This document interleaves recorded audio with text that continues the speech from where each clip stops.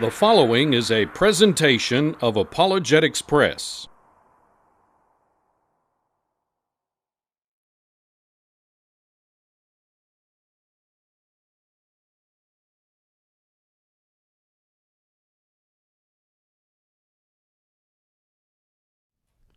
The modern atheistic community has come up with lots of accusations against the God of the Bible. One of those is that God is pro-slavery. They suggest to us that because the writers of the Bible portrayed God as a being that does not condemn all forms of human servitude or slavery, then that God cannot be the perfect moral being that Christians say He is. Let's read a few statements by atheists who make this accusation. Sam Harris, in his letter to a Christian nation, said, "Consider the question of slavery. The entire civilized world now agrees that slavery is an abomination. What moral instruction do we get from the God of Abraham on this subject? Consult the Bible and you will discover that the Creator of the universe clearly expects us to keep slaves. Nothing in Christian theology remedies the appalling deficiencies of the Bible on what is perhaps the greatest and the easiest moral question our society has ever had to face." You see, what Sam Harris is saying is every single person in the world understands, if they're thinking morally, that any type of human servitude or slavery is wrong. If it's the easiest moral question that there is to answer, and the Bible presents a being that does not condemn all human servitude or all forms of what someone might consider to be slavery, then obviously the Bible and the God of the Bible and the writers of the Bible, they couldn't be the perfect moral examples that Christians are saying that they are. Listen to this statement by Dan Barker. Barker said, "Why did Jesus, the unrivaled moral example, never once speak out against slavery? Why did the loving, wise Son of God forget to mention that human bondage is a brutal institution? Why did He incorporate it into His teachings as if it were the most natural thing in the world? I'll tell you why. Because He supported it. The Old Testament endorses and encourages slavery, and Jesus, being equal to God, supposedly wrote the old laws, so He had to support slavery." You see, the accusation again is that the Bible writers presenting Jesus and presenting God as beings who would condone slavery, beings who would not condemn all forms of human servitude, they simply cannot be, according to the atheistic viewpoint, moral beings. And so people who are in the atheistic community look at the Bible and say, this is a deficiency. This is a problem that the Bible has. Is it true that the idea of human servitude or the slavery that's depicted and pictured in the Bible militates against the idea that God is a perfectly moral God? No, it's not.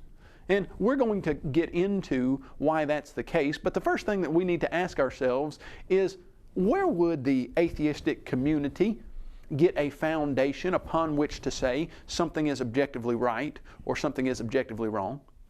What I mean by that is, if the atheist says this is immoral, this is wrong, the simple question would be, according to whom? When you look for a foundation for an ethic, for morals in the atheistic philosophy, what you quickly realize is that there's not one.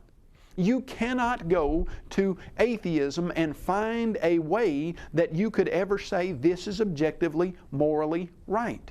William Provine illustrated that for us so very well in his speech in 1998 on the campus of the University of Tennessee in Knoxville, Tennessee. He said this in his Darwin Day speech. He said, "Naturalistic evolution has clear consequences that Charles Darwin understood perfectly. No gods worth having exist. No life after death exists. No ultimate foundation for ethics exists.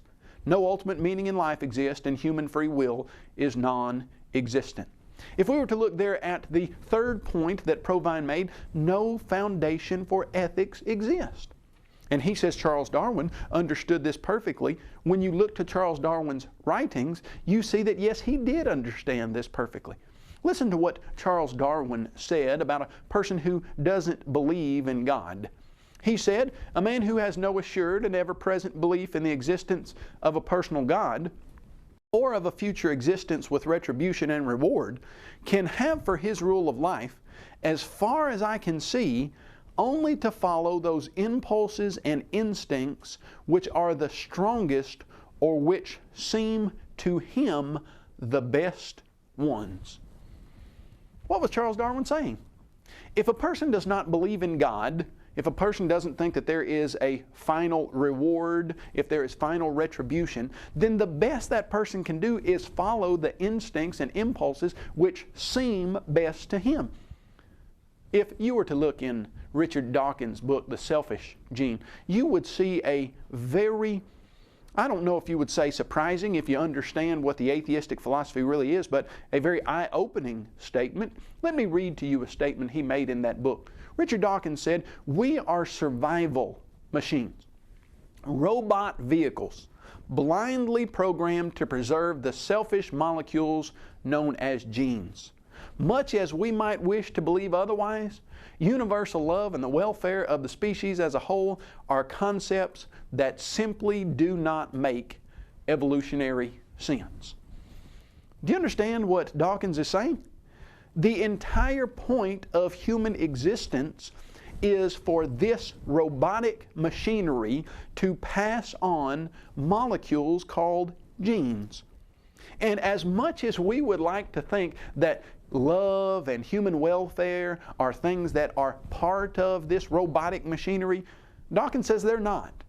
That love and universal welfare of the human species is not something you get from atheistic philosophy. Now, if we were to say, hey, does the Bible condemn or condone slavery? If the atheistic community says, well, if it does condemn slavery, then that's right. If it does not condemn slavery, then that's wrong. The simple question is, according to whom? And the answer there is, atheism cannot give us an objective right and wrong. In fact, if you were to look at the naturalistic world around us, what we would see is that in some cases, there are organisms that use slavery to their advantage, and it helps them pass on their genetic material. Amazonian slave-making ants. They're prosperous, they do well in passing on their genes. How do they do that? They find an ant colony that is not of their particular kind, and they go and they steal the babies from that ant colony. They bring them over to their colony, and they raise them and force them to be slaves and to do their work. In fact, studies have been done on Amazonian slave-making ants, and if you take the slaves away from them, they cannot prosper, and they die, and they can't pass on their genetic information. So according to Dawkins, if we humans are robotic machines programmed to pass on our genes, if slavery would help us pass on our genes, then what would make that wrong? Now, in The Selfish Gene, the book, he tried to argue that we need to rise above this, we need to do differently than our ancestors did or than other organisms do. But why? He can't give you a why. The atheistic philosophy can't give you a why. There's no way, according to atheism, that you can say it is objectively, morally wrong to have a person be your servant. So, if we were just to start this discussion and listen to the allegation by the atheistic community that the God of the Bible condones slavery and that makes him immoral, the simple way to answer that from the outset is you cannot ask or answer a question like that according to atheism because you don't have an objective moral standard. But there's something else I want you to see that's getting done in this discussion. It's something called the spotlight fallacy. And the spotlight fallacy is when a certain case that has received lots of media attention is presented as the example of all cases in that particular category. Now let's think about that as it relates to slavery. If I were to ask you, what form of slavery has received the most attention? What form has been in the spotlight the most? Well, of course, you know the answer to that would be colonial slavery there, the slavery that was going on in the 1800s in the colonies in the Americas. And if I were to ask you what were some facets of that type of slavery, many of us who have seen the television programs and have seen the media coverage of what was going on then, understand that that was in many cases a very abusive, harsh, inhumane treatment of other humans. We understand that. Many of those people were kidnapped from their homes for no reason. They were enslaved because of their race. It had nothing whatsoever to do with anything wrong that they had done. They were tortured and killed on a regular basis if they didn't do exactly what the masters wanted. And that type of slavery is presented as the example of all human servitude or slavery, and that then is used to say, well, if God condones any slavery, then it must be slavery that's similar to that, and so the God of the Bible is immoral. Well, there are several reasons why that is not the case. When we look at the biblical picture of slavery, of human servitude, what we need to understand first is that slavery and human servitude was never in God's plan from the beginning. What I mean is, it's a less than ideal situation. You say, okay, Kyle, less than ideal. What are you trying to say there? When Adam and Eve were created, the world was perfect, there was no sin. But after they sinned and they were ejected from the Garden of Eden, there were going to be some things that were imperfect that God was going to have to regulate. One of those things was going to be, what happens when people do things that are wrong? What happens when there is criminal activity? What happens when a person accrues so much debt that they can't pay it back? Do you think that God ever wanted a person to go to prison? No, certainly He didn't. In fact, God from the very beginning wished that all people would choose to do right, but all people weren't going to choose to do right. So if you are going to have some people who choose wrongly, and let's say they commit criminal acts, what are you going to do with those people? Well, if you're God and you see that certain relationships could become abusive, then you're going to have to put regulations on those relationships so they don't become abusive. So what we see in the Old Testament, often and even in the New, is that sometimes God regulated things that were less than ideal. Is prison less than ideal? Certainly. But is it morally inherently wrong? Absolutely not. But could it become abusive if not regulated? Yes, it could. So what we're seeing in the Old Testament is that human servitude was not an ideal situation. But because it was going to happen due to the wrong choices of people, God needed to regulate that. And what you see when you look into the Bible is that the idea of human servitude or slavery, as some people would call it, was nothing like what was going on in the colonial Americas. There were some very serious differences that separate it from what was going on then. Let's look at some of those differences. Number one, it was never based on race or ethnicity. I want you to read with me Leviticus 19:34. But the stranger who dwells among you shall be to you as one born among you, and you shall love him as yourself. For you were strangers in the land of Egypt. I am the Lord your God. Notice that there in Leviticus, you see the statement is made that God has no view of race or ethnicity insofar as how a person is to be treated. He tells the Israelites, you need to treat all of the strangers, all people who aren't Israelites, in the same way as you would treat each other. They are humans, you are humans, I made you both, and there's no race dividing line by which we would say that this group needs to be in service to another group, because you are created all in the image of God, and race is not a determining factor as to who should serve who. If you were to look in other verses, you see the exact same thing. If you were to read Deuteronomy 24:14, you would read, you shall not oppress a hired servant who is poor and needy, whether one of your brethren or one of the aliens who is in your land within your gates. There again, you see the exact same point, that servitude or slavery was never based on race or ethnicity. Read with me Deuteronomy 10:17 through 19. For the Lord your God is God of gods, and the Lord of lords, the great God, mighty and awesome, who shows no partiality, nor takes a bribe. He administers justice for the fatherless and widow, and loves the stranger, giving him food and clothing. Therefore, love the stranger, for you were strangers in the land of Egypt. Love the stranger?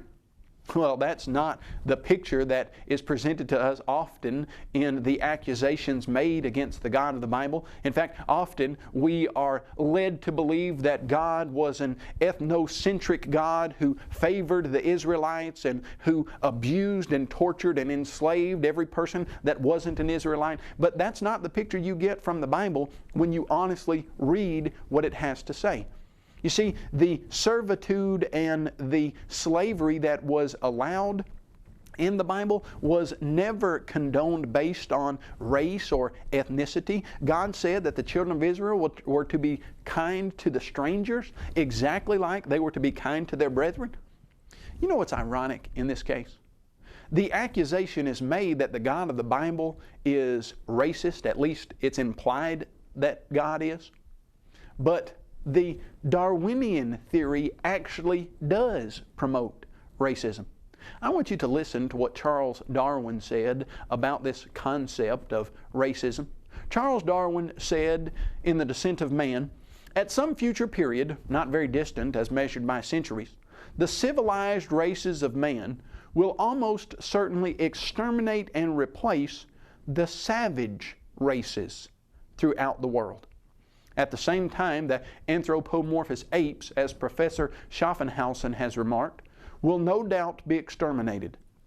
The break between man and his nearest allies will then be wider, for it will intervene between man in a more civilized state, as we may hope even than the Caucasian, and some ape as low as a baboon, instead of as now between the Negro or Australian and the gorilla."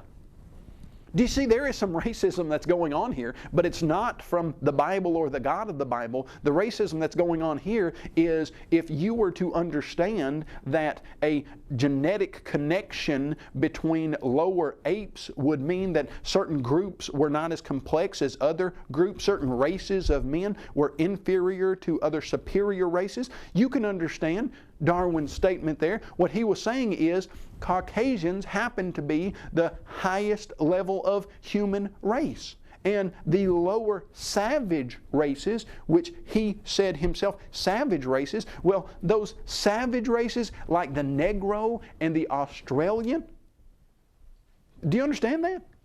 Darwin was a racist in that he believed that there were certain higher elevated races of humans and lower savage races. And that simply is not the case. In fact, that's never what you get from the Bible. When you look into the Bible, you see that God created all men and women in His image, and no person or group of people are disparaged because of a certain race or because of a certain ethnicity. That's something very different from colonial slavery that we see. There's something else that's very different from colonial slavery. If you were to go to the Bible and you were to analyze these differences, you would see that it was never all right to kidnap a person and force that person into slavery.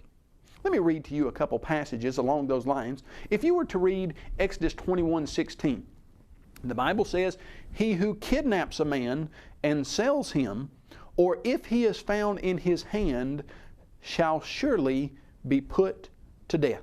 Kidnapping was wrong. It was a criminal action, and anyone who kidnapped another person and that was found out, that person who did the kidnapping was killed. If you went to 1 Timothy chapter 1, you would read this in verses 8 through 10. "We also know that the law is made not for the righteous, but for the lawbreakers and rebels, the ungodly and sinful, for kidnappers," or that word is men stealers or slave traders, There again, you see something very different than what was going on in colonial slavery. You see that the Bible specifically says if there is a person that kidnaps another person and you find that out, then the kidnapper is a criminal and that kidnapper is going to suffer the consequences of his criminal action. You see, that picture of colonial slavery that we're led to believe exemplifies all forms of human servitude. Well, that's not right at all. And you see that the Bible never has God condoning kidnapping and other crimes against humanity that would not be in congruence with morality. There's another thing that is very different from the Old Testament regulations of human servitude and the colonial slavery that we're often told is the example of this particular case. The thing that's very different is that if a slave ran away, that slave was not to be returned. If that slave was being abused and wanted out of the service relationship that he had with the master, if he ran away, he was not, according to the Bible, to be returned to his master. Let's read the passage that tells us that. Over in Deuteronomy 23:15 through 16, we read, "You shall not give back to his master the slave who has escaped from his master to you. He may dwell with you in your midst, in the place where he chooses, within one of your gates, where it seems best to him. You shall not oppress him." There you have it. Several of the differences between what was going on in colonial America, slavery, and the biblical form of human servitude. You might then take a step back and say, well, why is slavery in the Bible at all? That just doesn't make sense. Even though it might not be like American colonial slavery, surely any type of human servitude is wrong. Is it? That's the question that we would have to answer, and we'd have to answer that yes. We'd have to answer it in the affirmative to see if God was a moral or immoral being. If you could show that every single type of human servitude was immoral, and God allowed or condoned that kind of thing, or He regulated it and didn't stop it or didn't say it was wrong, if you could show that, well then you might have a case. But you can't show that. There's a reason you can't show that, because all forms of human servitude are not inherently morally wrong. Now they can be abused, just like any relationship could be abused. Just like a parent-child relationship could be abused. Just like a boss-employee relationship, or a governmental official and a non-governmental person could be abused. Sure, they could be abused. But inherently are forms of human servitude, all of them morally wrong? No. You have to answer absolutely positively not. Because we, even in America, recognize that there are some forms of human servitude or restricting people's freedoms that are morally justified. Give me one of those. Easy to understand. Suppose a person goes in, takes a 9mm pistol, robs a bank, shoots the teller, is apprehended by the police, is taken to trial, and he is found guilty, and he is sentenced to life in prison. Are you going to curtail the freedoms of that individual because of something that he's done? Sure you are. For the rest of his life, he is going to be, in essence, in a very real sense, a slave of the state. Can you say that that's a morally apprehensible position?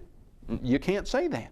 Why? Because he committed a crime that is worthy of putting him in some type of servitude. Let's look at the Bible and see how that idea applies to what's going on as the regulations are applied to slavery. If you were to go to Leviticus chapter 18, verses 21 through 24, you would read this. "And you shall not let any of your descendants pass through the fire to Molech. Do not defile yourselves with any of these things, for by all these the nations are defiled, which I am casting out before you." What did it mean to let your children pass through the fire to Molech? That meant that some of the people in the land of Canaan were literally taking their children and putting them on a idol that was burning, that was scorching, and they were burning their children as sacrifices to the god Molech.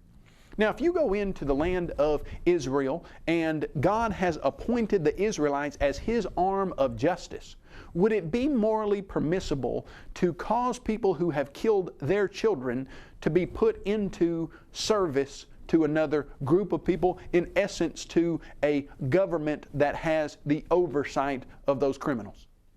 Inherently, you couldn't say that that would be a morally wrong position. Let me read to you another statement from Deuteronomy chapter 9, verse 4. Do not think in your heart after the Lord your God has cast them out before you, saying, because of my righteousness the Lord has brought me in to possess this land, but it is because of the wickedness of these nations that the Lord is driving them out before you. Why did God say He was driving out the other nations? Because of their wickedness. In fact, many of those people in the other nations were put into human servitude or slavery because of the criminal actions that they had committed. Now, if that is true, what would we expect from God if the Israelites then started doing the exact same thing that the people in the nations around them were doing?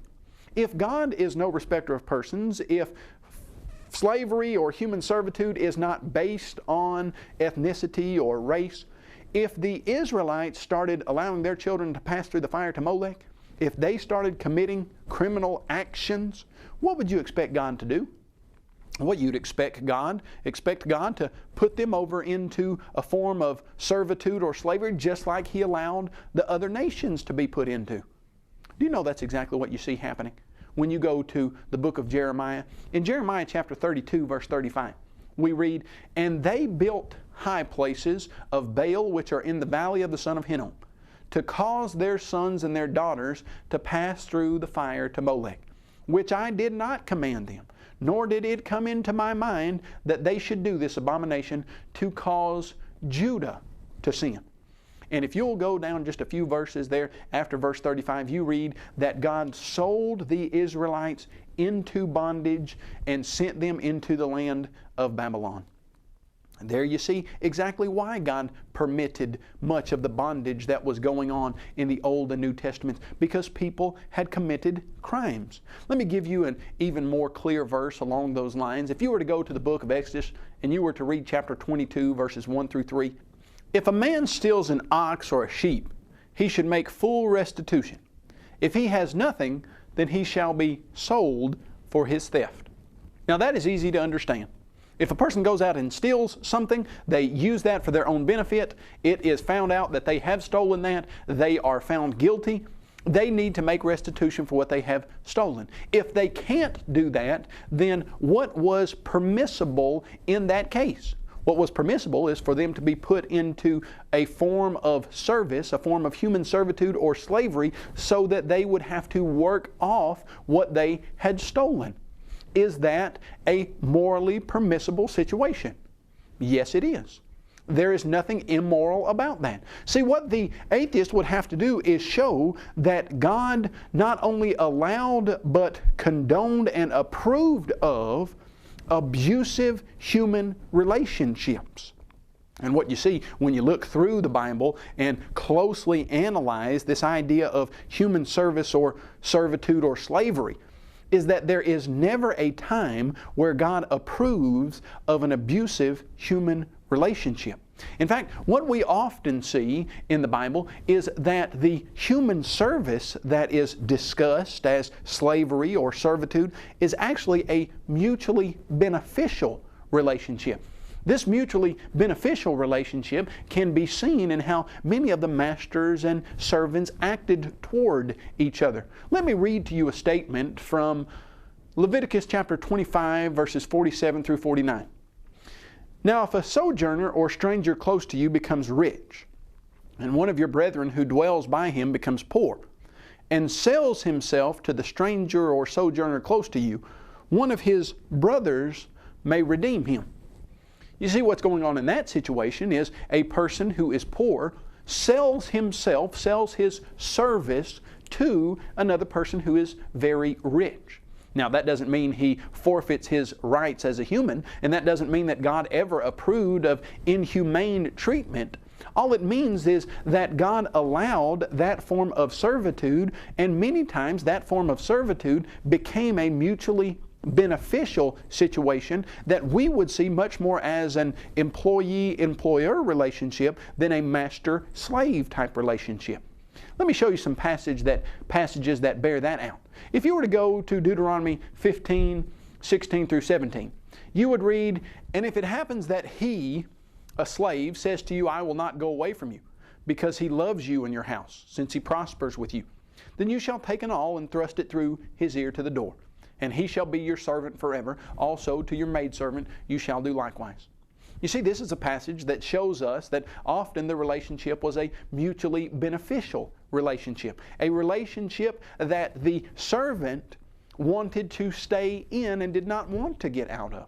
You see, in the Old Testament and the New Testament, the word that is translated for servant is the same word translated for slave. Ebed in the Old Testament and doulos in the New Testament.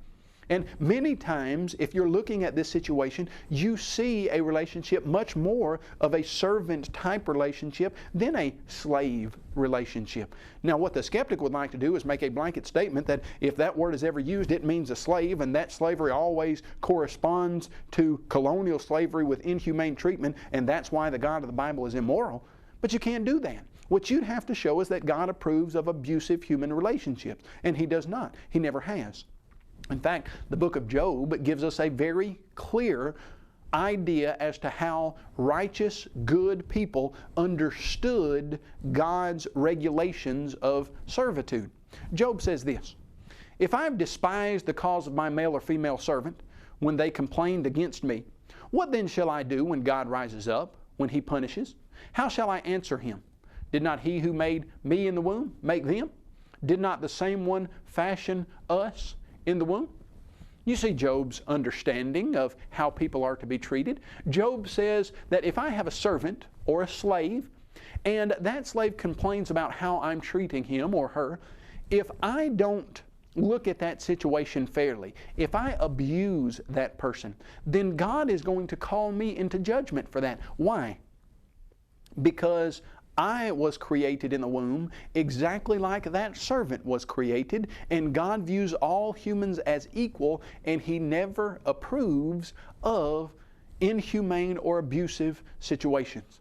And the skeptic says, what do you mean God never approves of inhumane or abusive situations? There are passages in the Bible that talk about beating. Yes, there are. Let me read to you one. In Exodus chapter 21, verse 26 through 27, "If a man strikes the eye of his servant or the eye of his maidservant and destroys it, he shall let him go free for the sake of his eye. And if he knocks out his servant's tooth or his maidservant's tooth, he shall let him go free for the sake of his tooth." You see, the skeptic comes to the Bible and sees passages about beating and says, any time that another person is allowed to beat another person, that is immoral, it's always wrong, there's no possible way you can make that right. Well, hold on just a second. If we can, in the United States of America, condemn someone to life in prison because of a criminal action that he or she has committed, would it or could it be a morally permissible situation to cause a person to be physically beaten because of a crime that they committed? Now, this discussion would then need to change to, well, it's always wrong to use physical beating to punish a crime, and then you would go into a discussion on that, and we could show that, no, that's not true. It would be moral and permissible for someone to be beaten. But here's the rub in this situation. God never said it's all right to beat a slave, but it's not all right to beat someone who was free. That statement is not made, and those beating passages are not made and apply only to slaves. They apply to any person who was worthy of receiving that kind of punishment. Let me read to you another passage, not very far from the one we just read. It's found in Deuteronomy 25, 2 through 3. "If the wicked man deserves to be beaten, the judge will cause him to lie down and be beaten in his presence according to his guilt with a certain number of blows." You see, it's not that the Bible's saying you could beat a slave but you couldn't beat another person. The Bible is saying that if there's a person who's committed some type of criminal activity that's worthy of beating, even if he is a slave, then that slave can be beaten. But even if he's a free person, then that free person can be beaten. If they deserve the punishment, then they get the punishment whether they're a slave or whether they're free. When you go to the next allegation against the God of the Bible and against Jesus, it's the idea that, okay, well, maybe God didn't approve of all of the slavery type relationships that you see in the New Testament and Old Testament. Maybe He didn't approve of abusive relationships, but He didn't ever condemn them. If you were to listen to Dan Barker, he says, why did Jesus, the unrivaled moral example, never once speak out against slavery? Where does he get that idea? Well, you go to passages in the New Testament and sometimes in the epistles where Paul would write about slaves and masters and their relationships. You would read like in 1 Peter 2:18, servants, be submissive to your masters with all fear, not only to the good and gentle, but also to the harsh. Ephesians 6:5, servants, be obedient to those who are your masters according to the flesh, with fear and trembling, in sincerity of heart, as to Christ. You see, those passages don't specifically, explicitly condemn slavery and abusive relationships. And the skeptic says, well, if they don't condemn abusive relationships every time those relationships are mentioned, then that means they condone them. No, that's not what it means at all. In fact, if you use that line of reasoning and you were to go to the book of Matthew and the Sermon on the Mount, Jesus made statements that would show that line of reasoning to be absolutely, positively false. If you were to go to Matthew chapter 5, verse 39, you would read, but I tell you not to resist an evil person, but whoever slaps you on the right cheek, turn the other to him also. Now, does Jesus condemn the abuse of the evil person in this particular verse? No, He doesn't. Well, does that mean He's approving of a person slapping another person on the cheek? No, that's not what it means. What does it mean? It means that there are going to be some human relationships that are abusive. How would and should a Christian respond to an abusive human relationship? If someone slaps you on the right cheek, Jesus says, turn the other to him also. There in that same chapter, you read another passage that shows us what's going on here. There in Matthew chapter 5, verses 44 and 45, especially 44, but I say to you, love your enemies. Bless those who curse you. Do good to those who hate you, and pray for those who spitefully use you and persecute you. God doesn't condemn in that particular instance those who are persecuting the Christians. Does that mean He approves of those? No, that's not what it means. It means that if you find yourself in an abusive relationship, He gives you the way that you should behave to show the people who are abusing you the love of Christ. What the skeptic would have to do in order to show that the biblical position on slavery and human servitude is immoral is they'd have to show where God approves of an abusive relationship. And they can't do that because God never approves of abusive relationships. In fact, if you were to try to find a way to abolish slavery, there's only one way you could do it. Do you know how you could abolish slavery? If everybody in the world would apply to their life the golden rule that Jesus laid down in Matthew 7:12. Do unto others as you would have them do to you. If every person in this world did to other people what they wanted other people to do to them, do you think slavery would have ever occurred? Do you think there ever would be servitude that would be abusive or harsh, the kind of servitude like was going on in the colonial Americas? No. The atheistic community would like to tell you that they have a higher morality, but they can't answer moral questions. They certainly can't tell you how if we are just genetic robots trying to pass on our genes, then it would ever be wrong to have slaves and force them to do what you want. But when you go to the Bible, you see that God created all humans equally, made the person who finds himself in a service relationship in the womb exactly like the person who finds himself in a relationship of authority.